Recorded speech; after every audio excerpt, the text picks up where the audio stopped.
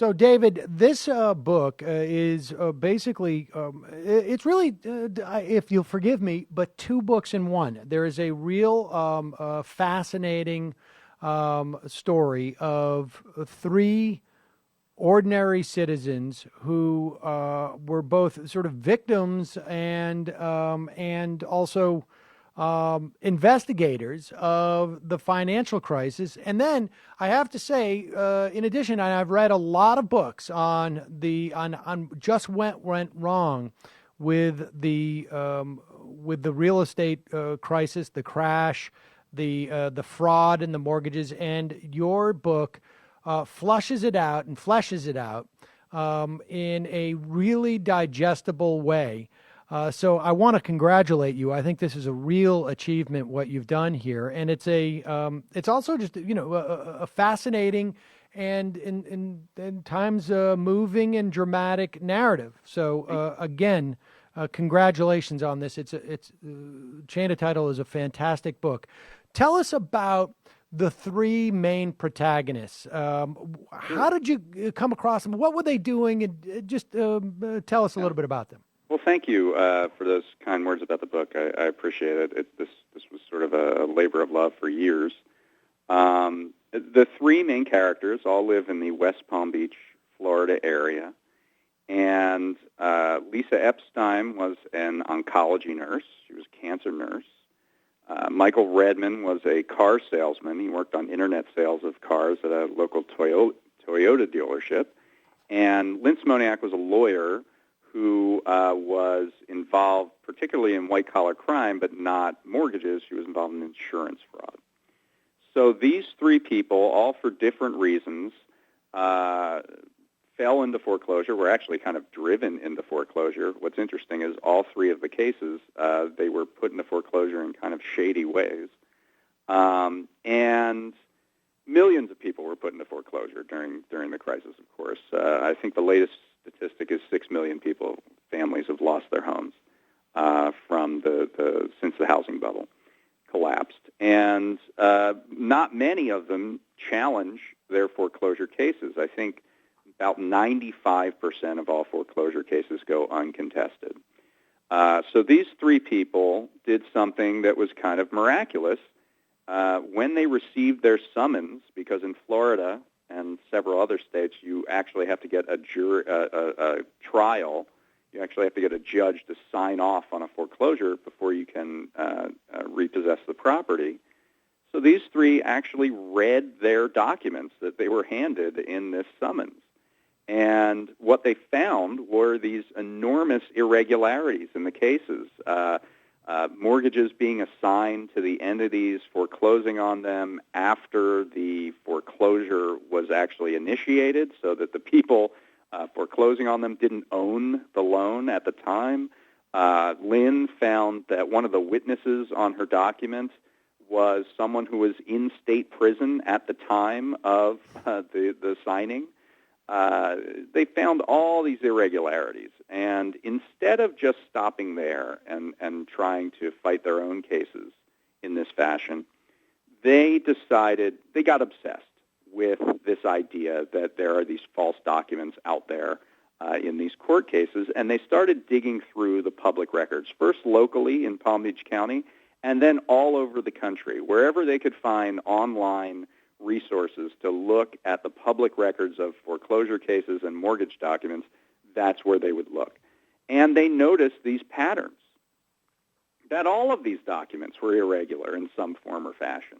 And they were all coming out of the same several third-party document processing shops or the same facilities set up within mortgage servicing companies to create the documents. And then they took a step further and figured out why there were all these false documents that were out there.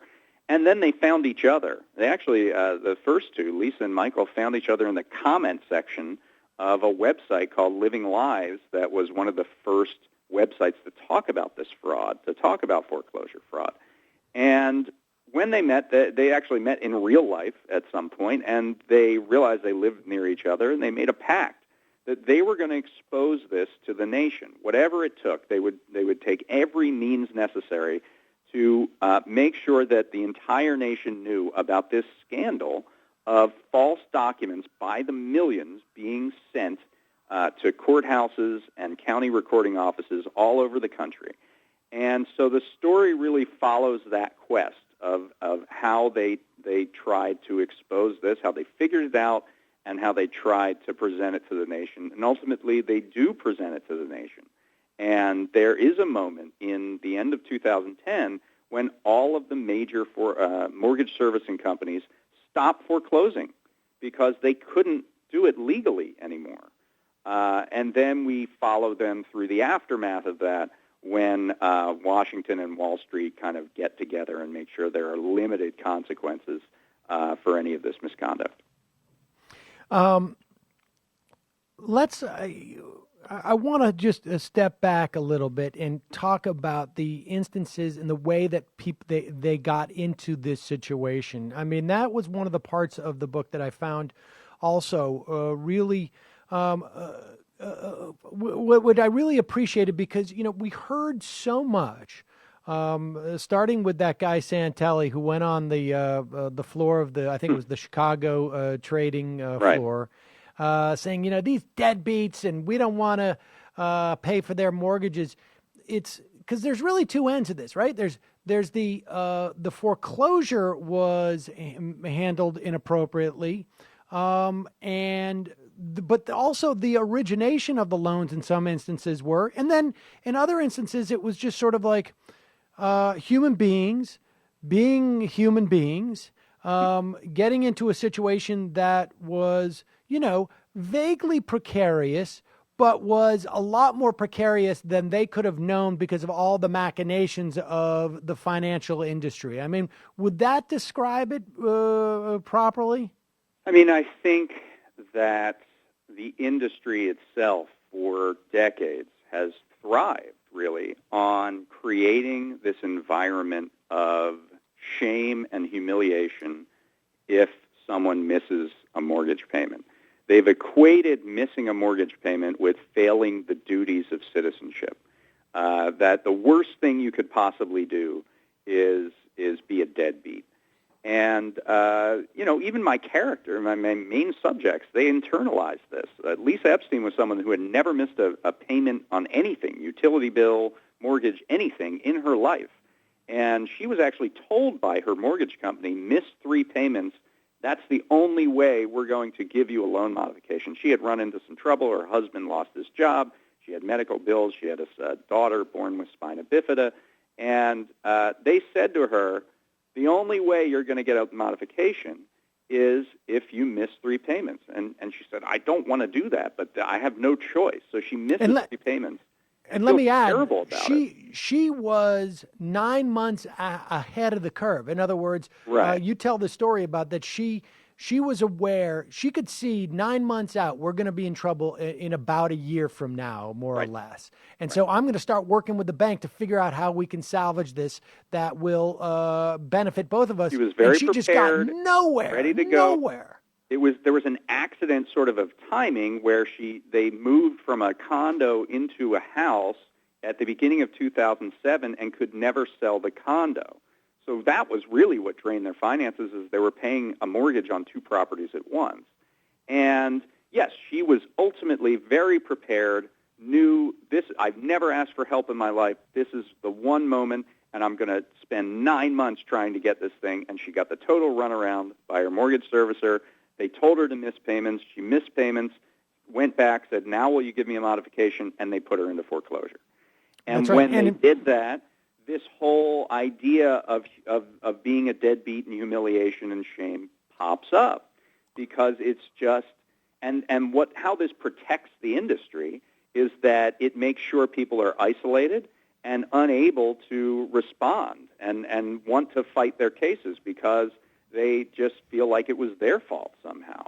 And so that was a powerful kind of tool that was used when we had this wave of foreclosures to make sure it was seen as not the fault of the industry, but the fault of each individual homeowner. We got to take a break, David. When we come back, I want to talk more about that because I think that was that question of sort of creating a moral hazard and whatnot. I mean, that is really gets to the heart of the response of our government. We got to take a quick break. We're talking to David Dayen. His book, Chain of Title, has just been released. How 3 ordinary Americans uncovered Wall Street's great foreclosure fraud. We got to take a quick break. We'll be right back on Ring of Fire Radio.